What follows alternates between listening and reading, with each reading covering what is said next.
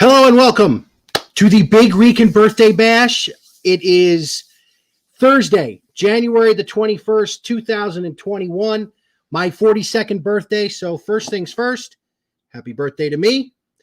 So tonight I have promised and teased, and I know it's the 101st episode and not the 100th episode, that we are going to dive into the greatest debate in all of sports right now. And what is that debate? Well, it's very simple. It is Michael Jordan or LeBron James, who is the GOAT. But we're going to start somewhere else first. I got some housekeeping to do first. And that is, I want to thank some people that have been instrumental in helping me do this. First and foremost, almost 3 years ago now, I decided to start my own sports podcast because, quite frankly, the people in my life were tired of hearing me talk about it. So I started this in August of 2018. And the funny thing is, I started it with an episode about LeBron leaving the city of Cleveland the second time. I enjoyed what I did, and I then went on to do a college football preview where I dove into all the Power Fives. I did my first live event with a gentleman who has the same birthday as me, my buddy Nick, who has been on the podcast before. But the real big driving force behind this has been my wife, who actually already went to bed tonight. If you follow me on social media, you know we have a baby due in June, a little boy. And if you hear stuff in the background, it's the older boy. He's digging in the fridge already. Hello. So first and foremost, I want to thank her for supporting me with this. She may not listen to everything because she can't stand sports, but she does share every post and she does promote as much as she possibly can. So that's the first thank you. The second thank you is to everybody who's going to watch or be a part of this tonight, because I really want this to be interactive. This is a huge debate in the sports world. This is something I swore I'd never do, but as the time went on of me doing this show, I decided, you know what? I can't hide from this one. So I have to do it. So you see I got my two special guests behind me. Yes, that's me. Those are the cutouts that I had. One, of course, over here in the Ohio State gear. That was at the Horseshoe in Columbus, which was the coolest thing ever. I just never saw it on TV. And the other one you guys have seen before was the one of me that was at Citi Field this year during Met home games. And I can honestly say that jersey is actually a little big on me now. So big up to me on that. So before I dive into Jordan and LeBron, I'm going to dive into a little bit of current events. I'm going to dive into a couple things that have happened with my teams, and then we'll dive into the debate. If you see me looking off to the left and doing stuff, that's because I have basically almost scripted this whole thing out because I wanted to get into the whole basis of the debate and what my issue is with it. I'm telling somebody, wish me a happy birthday. Thank you real quick.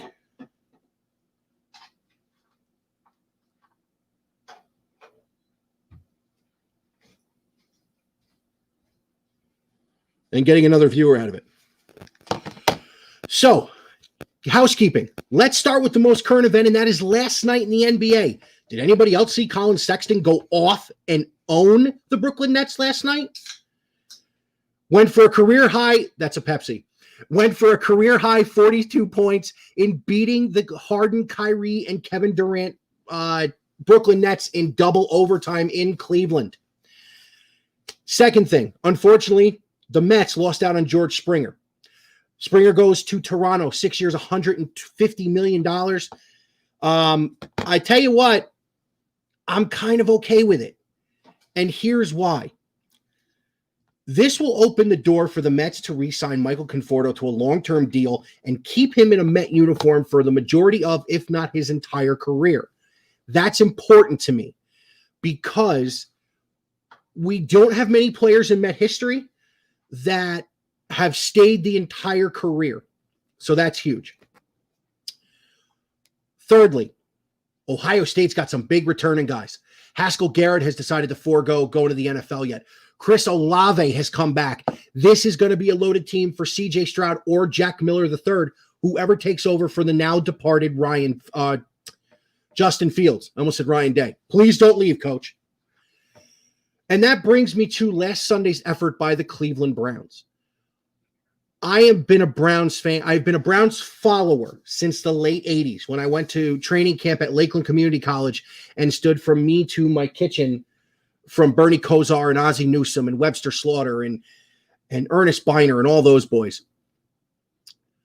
I became a full-time Browns fan the year Brian Hoyer became the starter because Brian Hoyer went to high school in Cleveland with my cousin. So the effort I saw Sunday in nearly getting to the AFC Championship game was very cool to see. And if you'd have told me at the beginning of the year the Browns were going to win 11 games in the regular season, smoke Pittsburgh in the playoffs, and push the champs to Andy Reid having to make the ballsiest call he's made it in a long time to getting the ball back and possibly going to the AFC Championship game, any Browns fan would have taken it. So hats off to the Browns as well. And yes, it's a cocktail. So the LeBron Jordan debate, the greatest debate in all sports right now. So what is my issue with said debate? Here it is. My issue is the way it's framed. It's not about who the GOAT is, although I'm going to make a compelling argument for I'm going to make a compelling argument for one over the other. To answer my friend Steve Clark on Instagram, Steve, I think Baker would actually take less to keep the team together. He loves these guys around him. I think he can make a ton of money, and it's not that expensive to live in Ohio. So my issue with it is that the way it's framed, because it is the single most one-sided debate in sports media today. Why do I say it like that? Because the majority of the guys who are having this debate are pretty close to my age, and I'm 42 today, which means Michael's wheelhouse, his prime, was in my prime of watching sports. If you figure it this way, he won his first title in 91, second in 92, and his third in 93. I was 12, 13, and 14. He won his third title in 97 or 96, 97, and 98 were the next three. I was 18, 19, and 20. Or 17, 18, and 19. So I saw the majority of Michael Jordan's career. But there is an issue with the debate today. Because honestly, what makes someone the GOAT? And yes, Steve, he dodged the Rockets because people have told me that he would have won 8 in a row. I kept telling him he would have won 7 out of 8, because I think Kareem would have gotten one. Not Kareem, Hakeem. So who is the GOAT? What's the criteria for this? Because I have my own criteria. So let's start here. The biggest fallback to this argument is Michael's got 6 rings. Well, I hate to break it to people. Bill Russell has 11. He has 11 and 13 seasons. 2 of them as a player coach. And then the argument there is, he was playing against out of work guys, and stop. Because I'm going to come to a stat later in the show that you're going to look at me and go, oh, well, I never thought about that. So if it's the most titles, it's Bill Russell. If it's the most accomplished, that would be Kareem Abdul-Jabbar. Because Kareem has 6 rings in the NBA. He's got 3 national championships in college. He's got the most NBA MVP awards of all time. He's the highest leading scorer in the history of the NBA. So if it's the most accomplished, it's Kareem. If it's the most dominant, that's Wilt Chamberlain. And that's not even a question. Homeboy put up 100 points in a game. That's the most dominant player of all time. And he's got 2 rings. And remember, he got beat by Russell and a hobbled Knicks team in that 69-70 finals. So no one on TV talks about that. But here are 3 undisputable facts about Michael Jordan's basketball career, amateur and professional, that no one can dispute me on. Because they are unequivocal facts that can be researched and that can be proven. And fact number 1 is Michael Jordan has never won a title, college, Olympic, or professionally, without at least one Hall of Fame running mate. So before everybody jumps on me and says, oh, you're just hating on Michael. No, but let me ask you a question. When Michael Jordan hit that big shot for North Carolina in the NCAA championship game, does anyone remember who kicked the ball to him on that play? Nobody's answering quick enough, so I'll answer it for you. The answer is James Worthy, who was the most outstanding player in that series, in that NCAA tournament, he had 3 defenders collapsing on him. And as something I'm going to say later, he made the right basketball play and kicked it to the open man to hit a jumper. But by the form of this debate, Stephen A. and the boys would have taken shots at James Worthy for not taking it to the rack himself, because that's what Michael would have done. Unequivocal fact number 2. Michael Jordan has never won a title without a Hall of Fame head coach. He had Dean Smith at North Carolina. He had, I believe Bobby Knight was the 84 coach, and he had Chuck Daly with the Dream Team. And he had Phil Jackson, Mr. 11 titles as a coach and a title as a player, as his Hall of Fame coach. But it's summarily ignored, which is what gets me going more than anything else. I'm going to put a 2A on this. Michael Jordan never won a title without a Hall of Fame front office. Say what you want about the Jerrys, and I know Tone and Alex, once they hear that, if they're watching, because Alex said he was going to watch, say what you will about that, but it's the front office that made the trade for Scottie Pippen on draft day. Because Scottie wasn't drafted by the Bulls. Scottie was drafted by the Seattle Supersonics, who are now the Oklahoma City Thunder. Scottie drafted by them, they get his draft rights, and they bring him to Chicago. Yes, Steve, I know. I'm getting there. Electricians and plumbers. I don't know about G League rosters now, buddy, but I get you. I get you. My buddy Steve Clark from work, he is blowing up the comment section right now with what I'm looking at. So, and let's get into Michael's second three-peat, because something was said on the air a while ago. Shaquille O'Neal said the only person he felt could ever guard him was Dennis Rodman. So Michael, of course, went to play baseball, came back after baseball, filming Space Jam, played that basically quarter of a season, then went to the playoffs. And the Chicago Bulls got beat in that playoffs by the Orlando Magic, the Penny Hardaway, Nick Anderson, Horace Grant, Shaquille O'Neal, Orlando Magic, who lost to the Houston Rockets in the finals. Now, here's a killer. Everybody says, oh, well, the Bulls lost to Orlando because Michael wasn't in shape. Not so. And here's why. Because I'm going to adjust the camera a little bit. I want you to see my guys first. The Chicago Bulls in that series were embarrassed on the glass. What did Michael Jordan's front office do the very next that offseason? They brought in a guy who is now considered the greatest rebounder of all time in Dennis Rodman. And then they won 3 more in a row. It's not rocket science. The final one of these 3 things is that Michael Jordan never set foot on an NBA Finals court as an underdog. No, it was not the Showtime Lakers that he was playing in his first finals. Kareem had retired. Magic was, get this, 5 months from retiring from having HIV. James Worthy played 4 of the 5 games because he was injured. Byron Scott played at a lesser level because he was injured. The best player on the court for the Lakers that series was Vlade Divac. And no disrespect to Vlade, but if you got to play against Pippen, Jordan, Horace Grant, Bill Cartwright, Craig Hodges, diamond threes from all over the place, you're not going to win that series. So that's the first 3 things that I came up with that no one can say a word about, because there is no disputing those 3 things. Michael never won a title without a Hall of Fame running mate. Michael never won a title without a Hall of Fame head coach and partially a Hall of Fame front office. And he never set foot on a finals court as an underdog.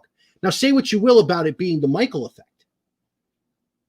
But you're telling me the 5 months from HIV hurt James Worthy, hurt Byron Scott, Lakers had a chance in that series?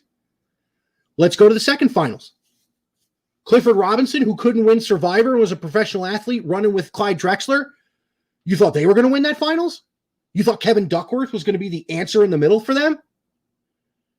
The third finals, first legit team he played, Phoenix Suns team with Barkley and Dan Marley and the mayor Kevin Johnson and an aging Craig Elo, who was a Cavalier, by the way. Really, it was Barkley and a cast of decent players, and that was the first legit finals team he played. Then you go to the second three-peat, when he had 3 Hall of Famers in the same starting lineup, and in my opinion, one of the top 4 European players of all time in Tony Kukoc coming off the bench. We talk about super teams. We talk about LeBron and super teams. Listen to what I'm telling you he had on his roster. But it's not spoken about in this debate. Now, I'm going to say it again. I'm not hating on Michael Jordan. He was one of the most transcendent athletes in the history of professional sports that I ever watched. One of my favorite Saturday morning cartoons was Pro Stars with him, Bo Jackson, and Wayne Gretzky as cartoon characters. My point is simply this. It's blown out of proportion. Way out of proportion. But here are the facts that they throw at us about LeBron that they constantly beat on. Let's talk about this. He's lost more finals than he's won. True. He has. He's 4-6. But at the end of the day, he's 4-6. And we know what he's had in the finals in some of them. I'm actually going to read off the roster from the first finals run in 2007 with Cleveland. Here's a fact. He did not show up in the 2011 finals. Mark Cuban's Dallas Mavericks made him look stupid. And that's on him. And listen, you cannot argue that. That's on LeBron. The last one, he's played several game 7s in finals. And the big knock is, well, Michael never got to a game 7. Michael didn't play anybody who could take him to a game 7. And I didn't get into the other two teams he played in the finals, the other 3 teams, 2 teams. The Seattle Supersonics of Sean Kemp and Gary Payton, and no one talks about Gary Payton on a bum knee, keeping him to 3 of 17 shooting. And then the 2 years against the Utah Jazz. Hate to break it to you, John Stockton was drafted the year before Michael Jordan. Karl Malone was drafted the year before Michael Jordan. They were older. They were at the end of their careers. And the last finals ended on the most egregious, missed offensive foul in the history of basketball when Michael Jordan pushed Brian Russell halfway across the court on that final shot. So that's a big thing. So to the records, Michael's 6-0 in the finals. That's great. LeBron is 4-6. Michael didn't get to his first finals till year 7. Think about that. Think about the greatest of all time needing that time to get that good. Alex, it was a push-off, dude. You can't grab somebody by their rear end and shove them across the court, man. I know you're a Bulls fan. I knew you were going to get me on that. Yes, Steve, concession stand. But then again, it was in Utah. They may not have a concession stand. May have a place to pick up an extra wife. Oops, sorry, shouldn't have said that. So Michael, it took him till year 7 to get to the finals. With Scotty, with Phil, with a roster. So let's read off the first roster run the first roster Michael Jordan had in his first run to the NBA Finals. B.J. Armstrong, Bill Cartwright, Horace Grant, Craig Hodges, Dennis Hobson, Michael Jordan, Stacey King, Cliff Levingston, John Paxson, Will Perdue, Scottie Pippen, and Scott Williams. They're not going to turn any heads. They're not going to blow you away. But there's 2 Hall of Famers on that team. One guy who hit a ton of big shots. Craig Hodges, who won 2 3-point shooting contests. Horace Grant, who was an absolute monster inside rebounding the basketball. And Dennis Hobson went to Ohio State. So I got to throw that out there. So that's his first final run in year 7. So LeBron is 4-6. But in year 4, LeBron took a Cleveland Cavaliers team that, by the way, has been listed as the worst statistical team in the history of the NBA to make the finals. Here's his lineup. Shannon Brown, Daniel Boobie Gibson, Drew Gooden, Larry Hughes, Zydrunas Ilgauskas, LeBron, Damon Jones, Dwayne Jones, Donyell Marshall, Ira Newble, Sasha Pavlovich, Scott Pollard, Eric Snow, Anderson Varejao, and David Wesley. I nicknamed that team LeBron and the Dumpster Fires because that is what he took to the NBA Finals. Believe it or not, Steve, statistically, they are the worst rated team to make it to the NBA Finals. I believe the Sixers are the third worst because the second worst team is the 2014-2015 Cleveland Cavaliers. The fourth worst is the 2018 Cleveland Cavaliers. He's got 3 of the 4 worst teams statistically to go to the finals, and he carried them all 4 times. Carried them. The 17 team is higher on the list because they had a healthy Kyrie and Kevin Love.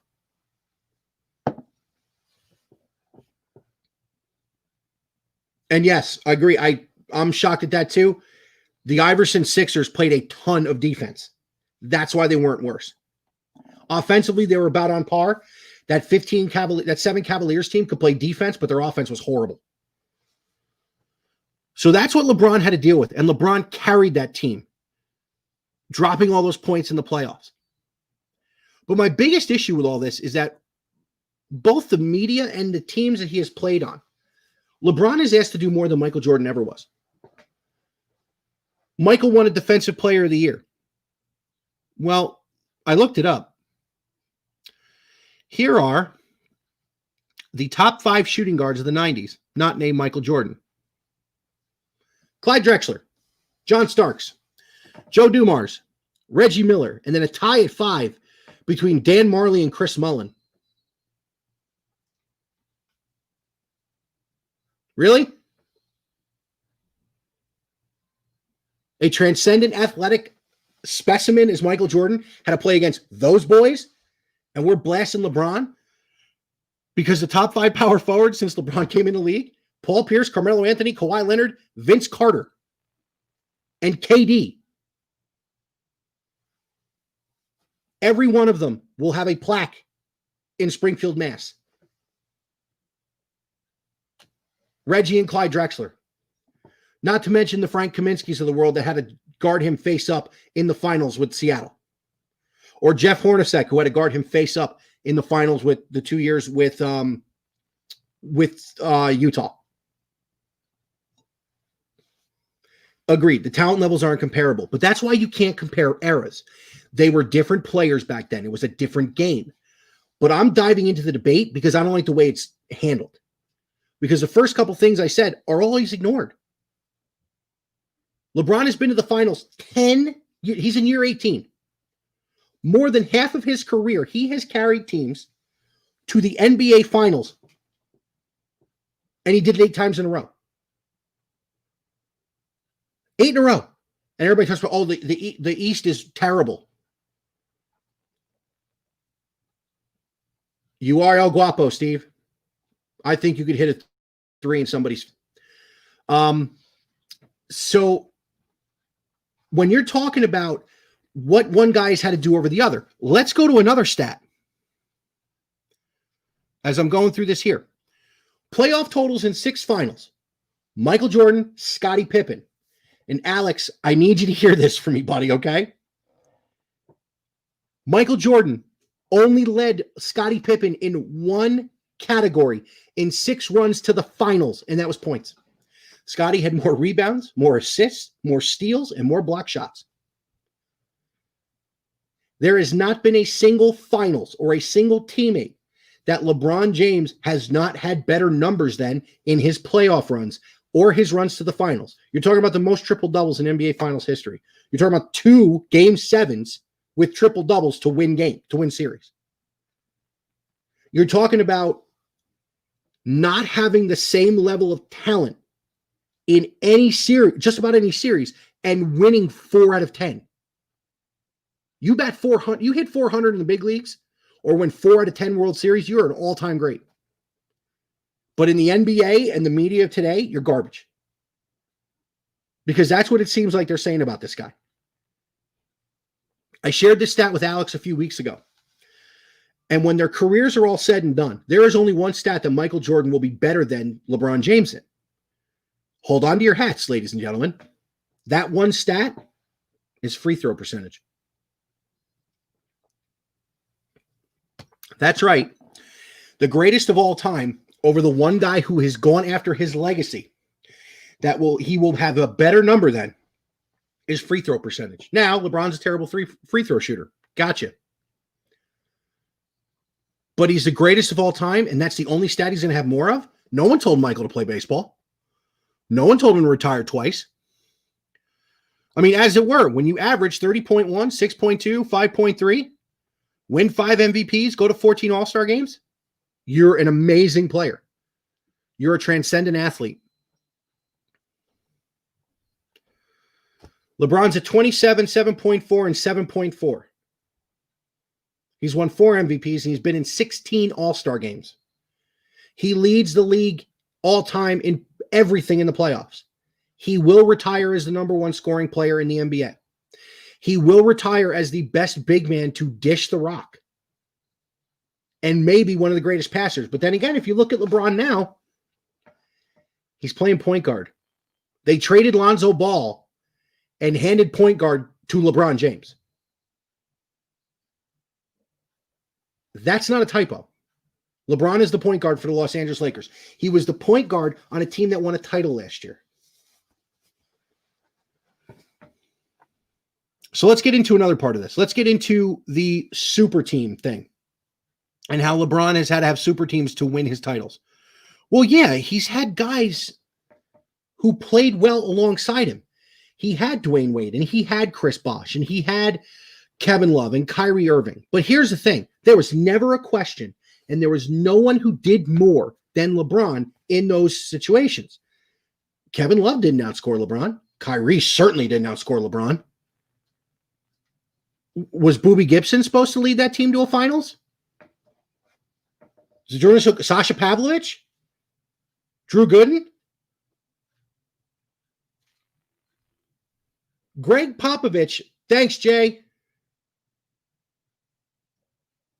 My cousin just jumped on and said, happy birthday and congratulations for the baby. I mean,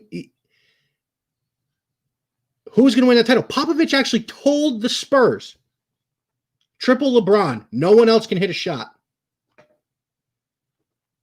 Are you kidding me? One of the greatest coaches of all time told his team, a 5-time championship team, you got one dude to stop. The rest of them, they can't get you. And then they did it for 4 games. That's another thing. Oh, Michael was never swept in the finals. Michael got there 6 times in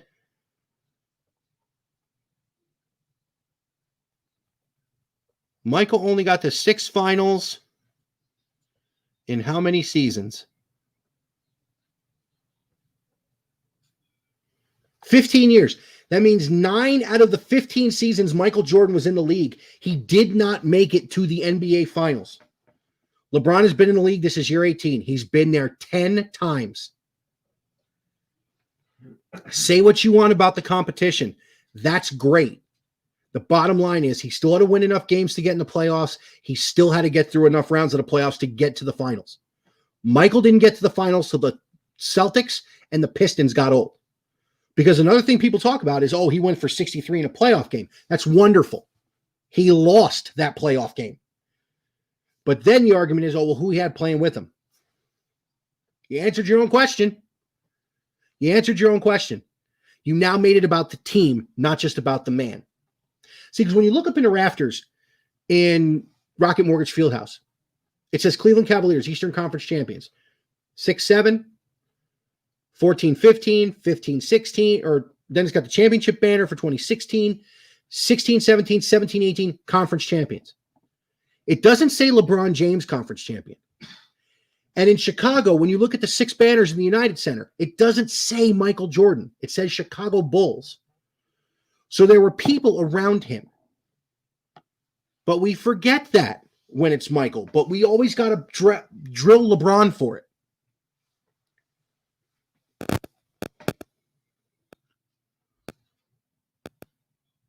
And I don't mean to sound like a LeBron homer. I am not a LeBron James fan. I am a fan of the Cleveland Cavaliers. When LeBron is wearing wine and gold, that's my guy. When he's wearing another uniform, I don't care. I am more of a fan of LeBron the man who built a school for the needy in his hometown, the man who has put kids through college on his own dime, and not just his kids. Because then again, his kids going to the NBA, and God willing, the Cavaliers will draft him. We'll have one more run with the James boys in Cleveland. The debate itself annoys me. As I said at the beginning, it just makes me mad that I keep listening to it. And the compelling evidence that LeBron is the greatest of all time that is given is summarily ignored because of people's personal biases. Even Chris Carter, who is a Hall of Fame player in his own right in football, said, oh, well, the eye test, Michael's the best player. Well, how? I'd like to know how. If you're playing against guys who are athletically inferior than you, who don't play the game as well as you, and you dominate them, that's what you're supposed to do. LeBron has dominated these guys that I just listed off, and all of them are probably going to go to the Hall of Fame. You know Vince Carter's going. You know Kawhi's going to go with what he's done, winning those championships with two different franchises. You know KD is going, even though I think he's the biggest rat in the NBA. But this is the point. The point is, the framing of the debate is the problem. If someone could tell me why the debate is framed that way outside of bias, I'd listen, and I would listen to your compelling argument. Steve, if you're still watching, I'm going to take a shot at you and your fandom for a second, but I don't mean it for you personally. Listening to people say 6 rings for Michael is like hearing Yankee fans say 27 titles. You ignore the bad stuff. You ignore the fact that he got the 6 titles in 6 championships in 15 seasons. It means 9 years he wasn't good enough to get there. Like with the Yankees, you ignore the biggest choke job in baseball history. But again, if you are going to frame a debate, you have to frame it with all parts. You can't just say, oh, this guy's the GOAT because I watched him. That's great. I think there are people who I will tell that Jacob deGrom is the best pitcher in all of baseball history. He's not, but I'm a Met fan and I'm biased. Michael Jordan transcended not only basketball, but culture. I still have going through my head every couple of days the Gatorade commercial. Be like Mike. No one has sold more sneakers on the planet than Michael Jordan, and Air Jordan is a brand. And there's a certain team that uses that brand that can't get out of their own way or beat a certain team from Ohio if they were stuck in a wet paper bag together. But I digress. The bottom line is very simple.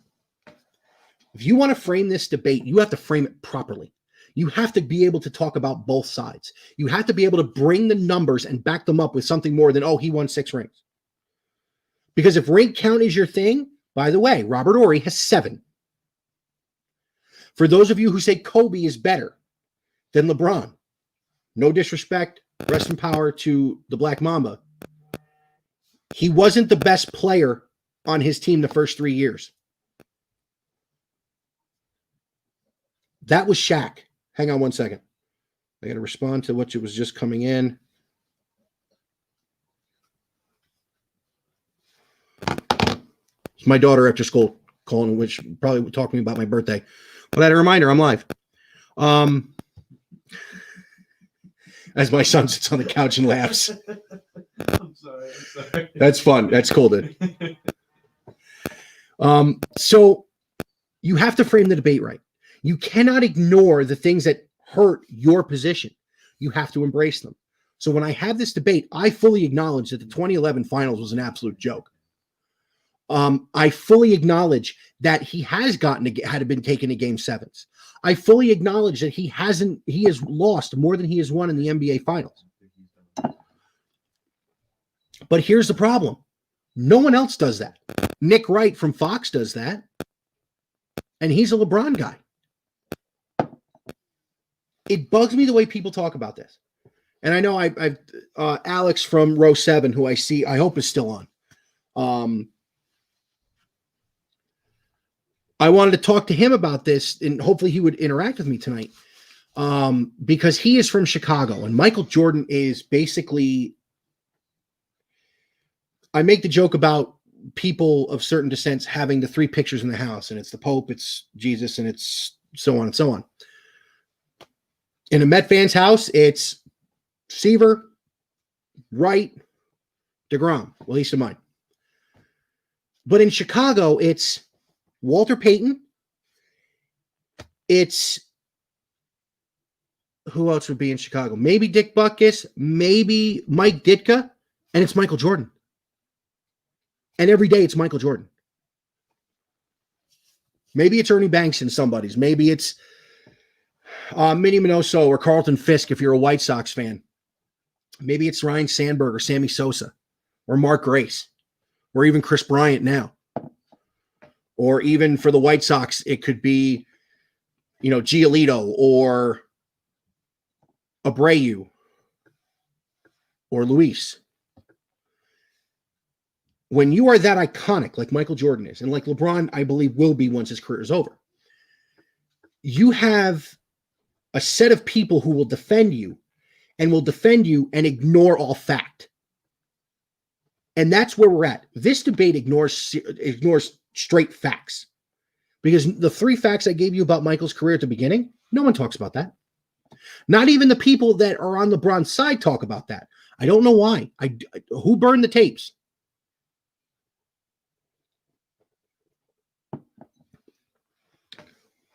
I can't get it through my thick skull, and pretty thick, as to why this debate has taken on such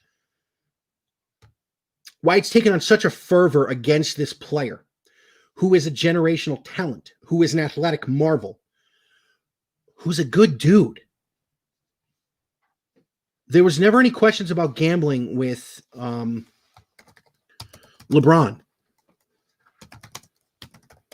There was never a question about being a bad person with LeBron. Not that there's a question with Michael, but there were always whispers. The gambling. Let's talk about Petty for a minute.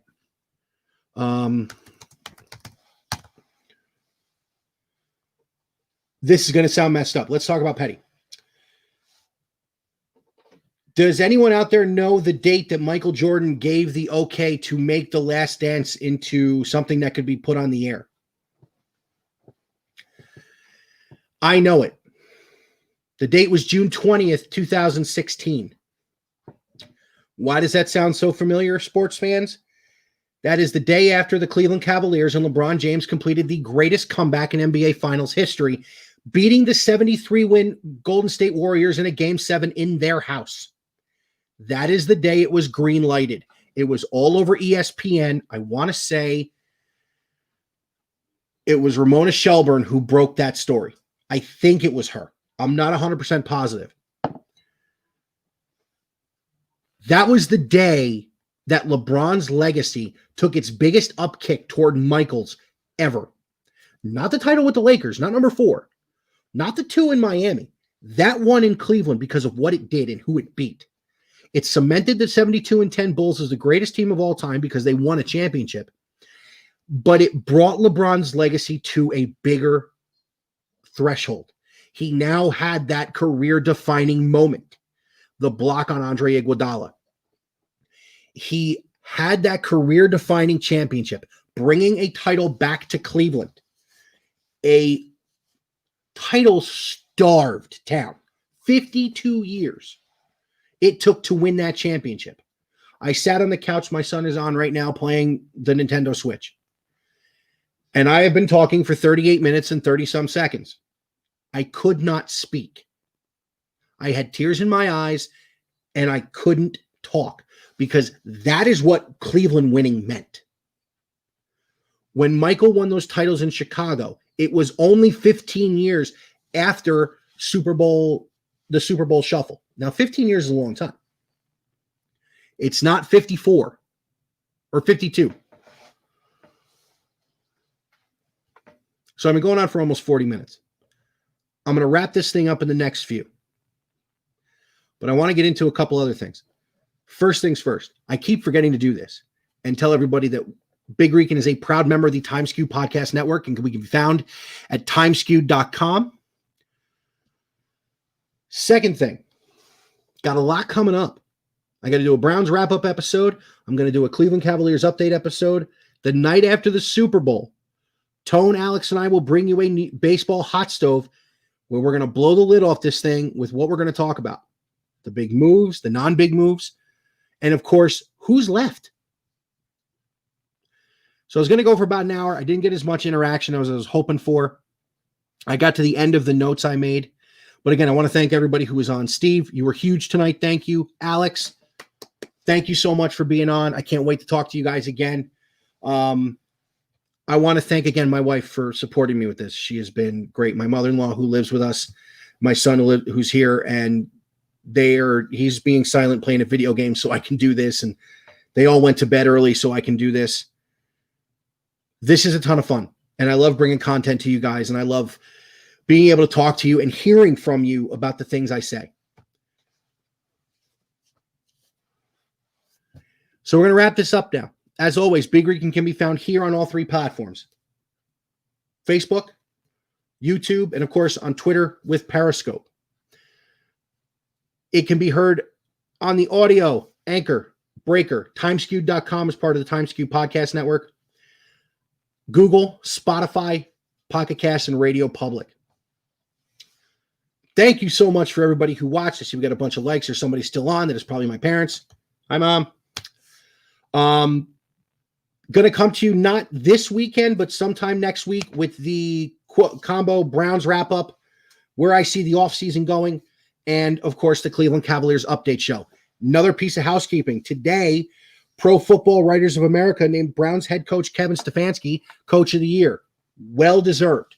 You took a 6-10 team, brought them to 11-5 with your offense and your system and your culture, and you took them to the playoffs, and you won a playoff game for the first time since 1994. When Bill Belichick was the head coach of the Cleveland Browns. Thank you, everybody, for watching. Thank you for indulging a middle-aged man and letting him ramble. So, who do I think's the GOAT? Maybe I'll have to do another episode about that. I'm just kidding. The GOAT's Kareem, by the way. The most unstoppable offensive player in NBA history. He still holds a scoring record 30-some years after he retired. He won 6 titles in the NBA, and he won 3 titles at UCLA as part of John Wooden's absolute dynasty out there. That's the GOAT. Because whereas everybody is comparing Michael and LeBron, there's one thing no one's talking about. Michael Jordan and LeBron James are not the same type of player. We've already had and lost the second coming of Michael Jordan, and that was Kobe Bryant. He talked like him, played like him, threw the fadeaway up like him. No, LeBron James is Magic Johnson on steroids without being on steroids. He's a distributor. He's a ball handler. He's a team leader, and he doesn't have to do it by intimidating. He does it by getting his guys to play around him. That's why everybody wants to play with LeBron. It's pretty simple. Have a great rest of your night, everybody. Thank you for being on. I will come to you again sometime next week with my Cleveland Browns wrap-up episode and my Cleveland Cavaliers update episode. Thank you again for watching. Big Rican signing off. Take care.